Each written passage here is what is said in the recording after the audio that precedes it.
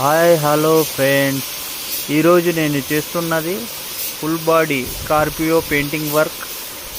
ఈ బండికి వైట్ కలర్ని బ్లాక్ చేస్తున్నాను. దీన్ని మెటాలిక్ లాస్ట్లో మీకు ఈ వీడియోలో తెలుస్తుంది. దీని పెరల్స్ అనేది బయటకు పడతాయి. కావున మీ వెహికల్స్కి ఏమైనా పెయింటింగ్ చేయాలనుకున్నా పైన ఉన్న నంబర్కి కాల్ చేసి సంప్రదించగలరు.